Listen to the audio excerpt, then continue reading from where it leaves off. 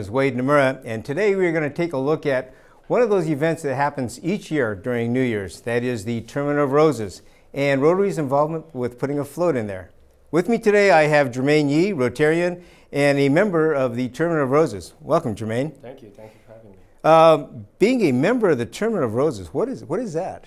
So being a member means you volunteer each and every year and you wear a white suit on New Year's Day, and there's 935 of us. Yeah. And your job specific. What do you do with that white suit on? It changes every 2 years, but Okay. This year I'm staying up all night from 4 o'clock on the 31st to the next day at 9 o'clock where I clock out. Okay. Yeah. And what are you going to be doing that whole time? I'll be riding a scooter, making sure the staging area is ready for showtime. Got it. I'm presuming it gets pretty cold at night down there. Something that... Yeah. Well, last year was 28 degrees when I left home at 2 a.m. Oh my gosh. So, Okay. Yeah. I do remember. Yeah. Now, with the El Nino, are you anticipating a possibility of rain there? You know, that's something we don't talk about at the tournament, and we prepare for it. But we're ready for it. You are? We are Okay. ready for it. That sounds good. As far as the parade route itself, are there any special things that you have to do to make sure that everything's in place? Do you have to do pre-runs up and down, for example? Yeah, you know, there's a lot of security that goes on. Security forces coming from all over, not only local, but also the federal level to help us make sure that the area is safe. And, you know, especially with an expected attendance about 1 million or slightly under 1 million in Pasadena. Okay. So it is a lot of mostly security and securing the area for this, yeah. This year being, I would say, kind of a sensitive year internationally, are you planning or seeing any kind of step up as far as security is concerned? Yeah, you know, I'm not in position to really know a lot of these information. Don't have to, exactly. But I'm pretty sure we are. Okay. You know, each year is unique. I think there's experts working on this, yeah. Okay. Have there been anything special done for the floats themselves or some of the entries to the parade, anticipating the possibility of rain? Is there anything that you could do for them? You know, there's not a lot, you know, but a lot of the floats have to, well, the surface of the float has to be organic or something that was once alive. Okay. And so there's not too many options when it comes to preparing for the rain, and it'll still look pretty good, rain or shine. Mm-hmm, yeah. I would guess that some of the floats have music, things like that. Actually, all the floats do. With the electrical components, speakers, things like that, is that something that they have to address beforehand? Yeah, definitely. You know, they do testing even, I believe starting in the summertime, they do testing of the floats, of everything on the float. Oh, okay. Yeah. Good. Now, you are a recent member. I believe you just joined the Rotary Club of Los Angeles, LA5. Yeah. Oh, good. And how's that? You know, it's been fun. I've been sponsored by LA5 for 2 years now, so joining it seems to be the next logical step. Okay. Yeah. Good. LA5, interesting. Why do you call it LA5? LA5 is called LA5 because it's the 5th oldest Rotary Club in the world. Wow. Yep. Okay, good for you. We are actually going to be taking a look at some of the pictures from the float that actually we've done over the years. I fortunately, very fortunately, have been the past chair of the Rotary Rose Parade Float Committee, and each year we put out a float. I'd like to go through some of the photos with you and take a look at, first of all, what it's like to do a float. This is the Rotary float that we actually put in each year. The funding for that, it's about a $150,000 project, by the way, is all privately funded. None of this money comes from Rotary International itself. It is all privately funded by individual donations and club donations. LA5 is one of those clubs that have been very generous over the years. The first picture we have shows a picture of myself in the float that we designed for that year. And what was unique about that float is that we get to pick kind of what we want to put out there.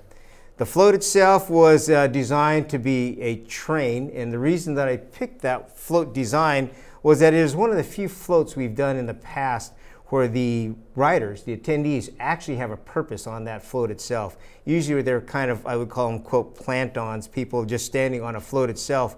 But with the train theme, we actually are riders, passengers of that float. The next picture shows the scale of that float. They are quite large. Some of the largest floats, and Jermaine, you could help me out with this. I believe the largest one each year is the Honda float, correct? It really depends, but in the past, Honda has always outdone themselves every year. Yeah. Good. Now we bragged. I bragged about the cost of us being about, well, it's $85,000 construction cost, but about $150,000 project. Mm-hmm. What would you guesstimate would be the cost of that Honda float? Yeah, you know, last year I think it's definitely well over $1 million. Yeah. I'm thinking that too. Yeah. They do an excellent job each year. One year I remember the float was so large, they had about 4 or 5 satellite floats to the big float. They did, yeah, joined to the big float. Wow, kind of reminded me of Star Wars on that one. That was big with the mothership. The picture that I show next is actually the float itself after construction going down the parade route. And that is one of the fascinating parts. I would say that the people that have participated in that float always talk about what it's like to be on that float route, and maybe you could help me out with that. Mm-hmm. They say the most sensational part of that is making that turn. Yeah. All of a sudden when you see a sea of people when you're going down Colorado Boulevard. Yeah, no doubt about that. The turn from Orange Grove to Colorado, it's like seeing a million people's eyes on you. You'll never forget that. That's true, and it's downhill. So it is downhill. By looking at it downhill, you could see to the very end of that parade route. It seems like you could see about 5 miles down. Which it is, right? Yeah. Roughly 5 miles to the end. It's a little bit more than 5 miles. Okay, but does that include the turn? I don't think so. Okay, so it is 5 miles in a straight line. It's a little bit over 5 miles. Wow, wow, that is amazing. Each float, by the way, has an attendant person, somebody that's on the tournament team that walks down or escorts down, usually with scooters, I believe. Yep. Okay, okay. And are they assigned specifically to a float? They are. They are what we call the Big Three Committee. So this is part of the parade operations. Okay. Yeah. Have you ever done that part of it? No, that's coming up in 2 years. Oh, in 2 years, okay. So are you looking forward to that? Maybe I'll get Rotary. That would be good. We'd love to have you on our float. That would be great. Some of the events focus in, and every year, by the way, we have the International President of Rotary as a rider. We invite them each year, and since Kalyan Banerjee in the year 2012, we had every president attend and be a participant on that float. The second year we had was Saguchi Tanaka, and that year the Grand Marshal was Jane Goodall. And what was unique, I would say, or fascinating about it, I was tasked to be the aide to the president that year, and I did not realize, I introduced Jane to Tanaka, and they hit it off instantly. I go, well, that was kind of unique. They seemed to be old friends, which I found out they were. At the International Convention, the year right before that, Tanaka was the chair of the International Convention. Jane Goodall was the guest of honor. I remember that, yeah, I saw pictures. So that was great. They hit it off quite nicely. The other interesting part, I would say, about the float and the events surrounding the Tournament of Roses is the football game, the Rose Bowl itself. Yeah. And I took Tanaka. Each year we take the president to the football game. And talk about culture shock. Very few times Tanaka had never seen an American football game. So as we were walking in, we were met by these 5 gentlemen that were promoting their team. And Tanaka spoke to me in Japanese, and he goes, my gosh, those guys are huge. There are some big guys there. And the vice president's wife understood it, even though he said in Japanese that he wanted to have a picture taken with them. And so we had to stop those people and actually take the picture. Again, from, boy, those guys are really big, to let's take a picture. They were very cordial, by the way, in taking the picture. What was interesting is one of the guys was actually a son of a Rotarian. And his quote was, I can't believe it, I am having my picture taken with no shirt on with the Rotary International President. Now, talk about unique experience. I can't wait to tell my dad. So that was one of those unique times. Each year we also do a dinner, and that dinner is in honor of the riders and also the president himself. The picture that I show here is the president that was in that year was Ron Burton, along with his wife and 2 special guests. That year we focused on the efforts of polio and polio eradication. And with us we had Debbie Sabin and Jonathan Sulk. Both parents were involved with the development of the polio vaccine. And so they became riders that year. And it was one of those outstanding years where we actually were able to focus on a specific project and project event itself. But this next few pictures you should be quite aware of, because this is part of what your club does. There's a picture of myself with the Queen's Court, the Queen of the Tournament of Roses, and the princesses. By the way, if you're looking at this picture in the audience, you may note that I may be standing in a hole there. I'm really not that short, but they really are that tall. Jermaine, you get a chance every year to work with this team, don't you? Yeah, I do, and this year is the 98th year of doing the Rose Queen. So in 2 years, we're going to have a big 100 year.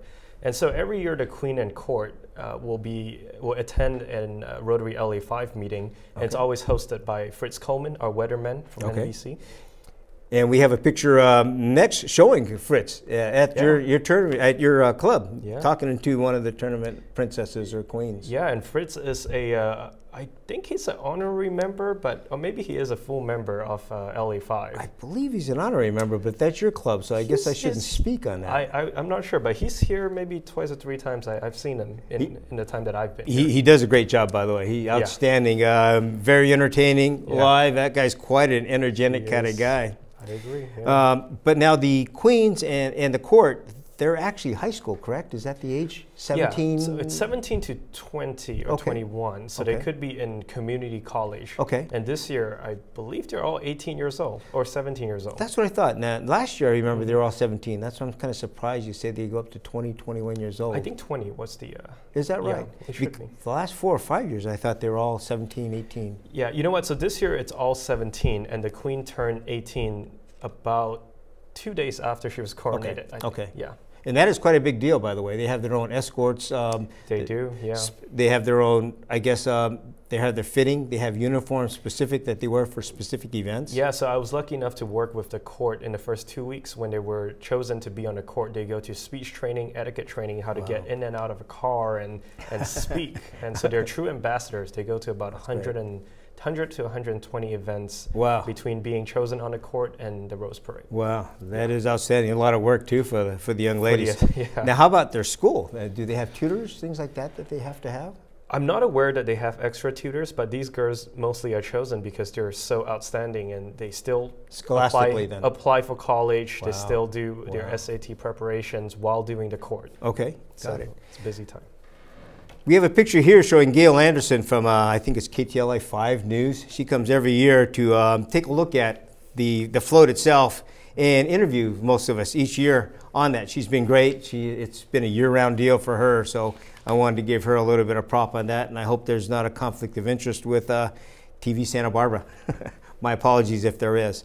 The next picture we show is a picture showing the president. That was Gary Wong and his wife, Karina, and also the vice president. Each year, the president is allowed to bring one of his assistants or aides from headquarters, and we were fortunate to have Ken actually at 2 of our events. So he was been a steadfast supporter, enjoyed having him, does a great job. By the way, I don't know if you realize this, but he was also the chair of Sao Paulo International Convention. Yes, I do, yeah. Okay. One thing that is unique, the following picture shows picture of the president, international president, Gary Wong himself of our Rotary International. Also, we have members and international presidents from Kiwanis, Lions, and the Optimists. And each year, our committee hosts a breakfast that is the only time that these four gentlemen, these 4 organizations will actually get together and meet. They have a private 1-hour meeting, 1-hour session, which we, the committee, host along with their special guests and aides and wives. And again, what was shared in these things is private, confidential, but they oftentimes talk about some of the challenges that humanitarian organizations and nonprofits have. It seems like we as Rotarians, and along with the other organizations, are not alone in some of the efforts that we have. Picture showing Gary decorating a float. One of the joys, I would say, of having the president there is having them actually participate in it. And to let you know, they have all been very cordial, very generous, and they get pretty interested and involved with decorating the float. Gary here was having a great time. Shows him putting flowers on by gluing those on. What the hard part was is that, unless you're really good at it, you're going to get glue all over the place, which most presidents have not had a lot of experience putting on. So there was glue everywhere. I've got another picture here with one handsome gentleman. I believe that's you, Jermaine. Yeah, you know, I had the great honor of hanging out and spending a day or two with the president. I think that's a very cool crossover of the two worlds that I live in. That is true. Yeah. This was before you joined the Rotary Club? This was before, yeah. Okay, so I was a Rotaractor at the time. So you actually got to schmooze with the president before you became the and I became very good friends with Ken and Lynn Shepard. Oh, good. Yeah, they've been very helpful in guiding me and introducing me to people. Very nice. Yeah. Outstanding. We have a picture now showing the one of, I believe it's last year's float. And with that last year's float, it shows different riders. And the focus of that theme there was water, safe water throughout the world. And the people that we had on the float actually represented different areas, different countries where those efforts were being made. The following picture, I've got a white coater there. Looks like you, Jermaine. Give him the thumbs up there. Good for you. Was that part of your job assignment, or were you ditching out on a break? You know, I don't remember. Okay. But that was early in the morning. Well, maybe we should edit that out in case you were ditching your work assignment there. It certainly looks good. It's bright and white. That is true. And that was one of the years we actually had good weather. Yeah. Very, very nice. How many times, by the way, this is an interesting question. I've been asked this a number of times. Has it actually rained on the parade in the last 10 years? One time in the last 10 years. One 2006 time. It rained, and I think there's one other time. One other time. Yeah, in 127-year history. That is amazing. So. That is great. The next picture shows Gary, his wife, and my wife, Roxanne, by the way, getting ready for the float. And it's one of the equestrian teams. And by the way, there are a lot of horses in this parade. There were about 400 last year. 400 horses themselves? Yep, 400. That was asked, I believe, at one of those contests, trivia contests. I should have been there. You should have been there. I would have been disqualified. Well, actually, they told me there was over 500, so I don't know if that's true or not. It's 18 equestrian units, about 400 horses last year, yeah. Very good. Gary was quite intrigued with the amount of horses. I guess there's not a lot of horses in Taiwan. Not really. Okay. The next picture shows my wife, the president, vice president, and their spouses right before the parade is getting ready to start. And that was one of those great moments where we're staging in, you wait. We were towards the end of the parade route. And what happens there is we could wait as much as hour and a half sometimes. In total 2 hours, depending on when you leave, yeah. So we were lucky by a half hour then. And it was cold too. It was cold too. But it warms up when the sun comes out. It got quite warm. Part of the waiting around, I would say, is to entertain yourself. It shows one of our riders there and my wife, Roxanne, entertaining themselves. They were getting ready for the cameras. And we had one of our committee members, his name is Frank Griffith, who, by the way, was supposed to be here, but I couldn't make it, and getting dressed up for the part, too. He walked alongside for part of the parade route with them. The start of the parade starts off slow, quiet, and easy. There's not a lot of people, and then all of a sudden it stages into the beginning part. Yeah. And you know that's what we call TV corner. TV corner. And I believe I don't know the exact numbers, but a lot of people show up at the TV corner. Okay. And when you turn the corner, that's when you really get excited, exhilarated, and then you realize your hands are a little tired from waving right after. That's true. Now, what is the average length of a parade from beginning to end as far as a rider? Is it 2 hours? 2.5 hours? On TV, it's 2 hours. Okay. So the section where the float goes through the TV or the band goes through the TV, that in total is 2 hours. Okay. Yeah. Got it. The next few pictures, it shows the actual parade route then, where we're on the parade, the float comes down. We get to take pictures as part of the process. Each of us are given 2, I believe, press passes to take pictures as photographers. And one of the unique things is being able to actually go out there and watch it on the route. You worked for literally a year trying to get this float ready to go down there, and that kind of is the termination or the end of all of those great efforts. Picture showing the team. This is before and after. I've got 2 pictures there. The before picture shows the team getting ready to go down, quite energetic and quite eager. And at the end, it shows the pickup van and actually the members of the parade team a little bit more for the worn, I would say. They had walked roughly 5 to 6 miles. Is that correct? Yeah. And it depends on the pace and the strength of your voice if they're yelling Rotary the whole time. Now, one other thing that's unique, I would say, and interesting, and this is for the group themselves that are watching, the audience. Oftentimes you wonder, well, you know, if you're on the float for 4 or 5 hours, what do you do if you need to hit a restroom? So. Yeah, there's actually a rule that if you get out of the parade, you cannot get back in. That's right. We won't stop the parade. That's right. Yeah. You could jump off, but you can't jump back on. Yep. So oftentimes the riders are warned, do not drink. Yeah. Take the least amount of drinking as possible. And some people even wear diapers. That's true. Well, that's a little more information than we needed to have, but thank you for that. We have with us now another series of photos that I had created because a lot of you have seen, well, beautiful floats going down there, having no idea what it takes to actually put one of these together. So I have a set of photos here that I want to take you from beginning to end, showing you what the development of the float is, starting with the first one, a picture of the float. I believe it's the same one that's behind you there, Jermaine. Yeah. This is the conceptual. This is what it looks like in art rendering before it is even done. This is a design that is done by an artist. And then we select, when I say we, the committee selects which design they like best. This one here showed the world theme, and that was one of the reasons we selected that one. The next picture shows what we call, quote, the skeleton. That is the framework, a metal framework that goes together before the parts and fixtures go on that. The chassis itself, I've heard, comes from the 1940s, 1950s. They reuse them each and every year. They reuse it, yeah, because it costs so much to rebuild one. Exactly, and that is true. Now, what else is, I would say, unique, and you could confirm this and verify this, is that if there's a breakdown, because those are 1940, 1950 chassis, if there's a breakdown, I understand there's a $10,000 fine for it. I don't know if that's the exact figure, but you know, it does cost a lot to have someone tow the float in the middle of the parade. Well, I can tell you that is fact because I have seen that bill before, not to us, but from the float committees. Well, I'm learning something new today. Okay. The next picture shows the next development of, quote, the skeleton. This is the framework that goes up that actually develops the float itself. They put this together, and then the next picture shows the skinning. That is putting up some of the screen or mesh materials. And you'll see it starting to take form at that point in time. The screen mesh material is what they fix the foam to.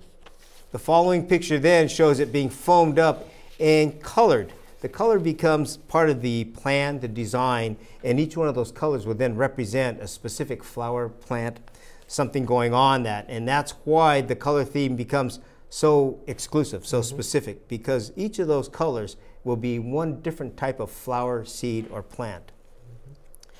The next picture shows the test run. Now, each year, the floats have to be test run.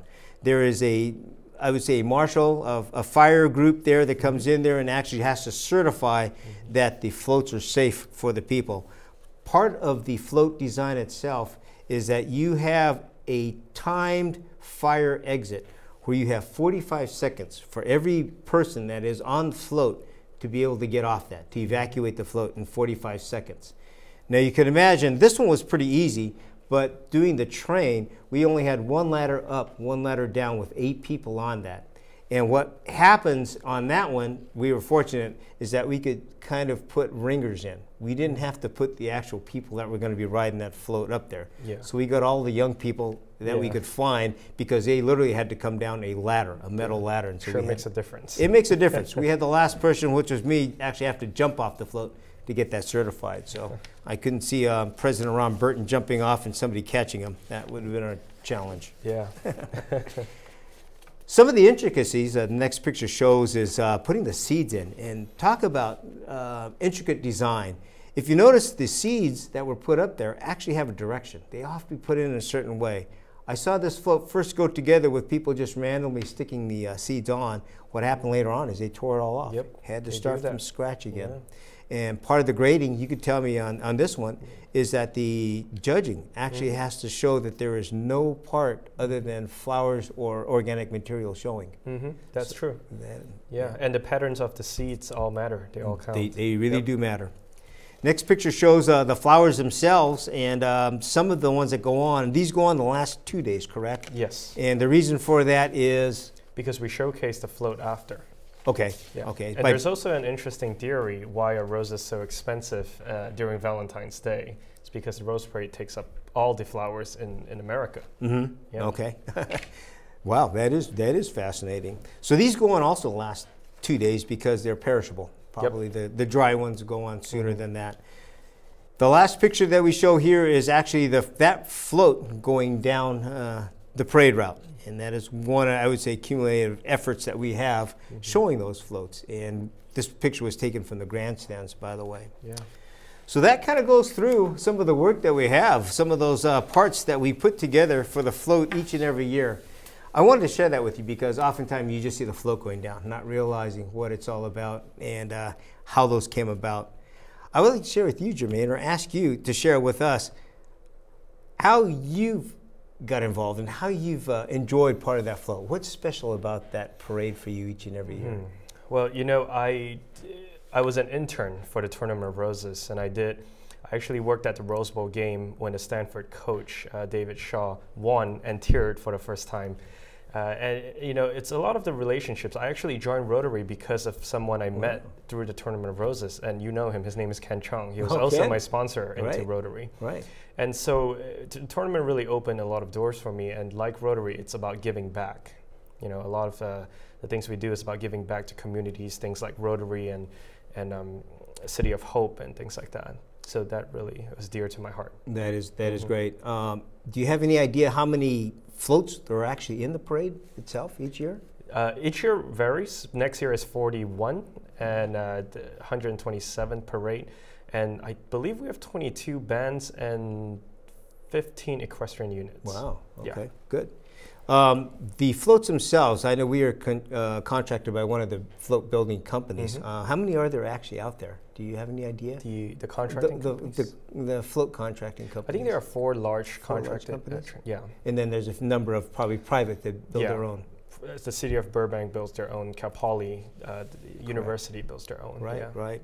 How many of those are actually organically grown in California? Do you have any idea how many? I don't. Yeah, but that's a fun fact. Always fun fact to find out. Yeah. Well, Jermaine, thank you very much for sharing your time with us, and we sure appreciate that. We look forward to seeing you on that scooter in that white outfit. I'll get pictures of you, by the way. Early in the morning. Yeah, we'll see that early in the morning. Yep. With that, everybody, thank you very much for your time. Now that you have a back view of what it takes to do a float, I hope you get more of appreciation of watching that each and every year. One of the things that we see is that, 40 million people will watch that float every year? It's broadcasted in 82 countries. Right. If you count the territories, it's over 100 in about 50 languages. Well, with that, please enjoy it for the holidays and New Year's Day. Please look for our float, the Rotary Rose Parade Float Committee. Appreciate your time, your patience, and thank you very much for your time and effort. We'll see you again next week.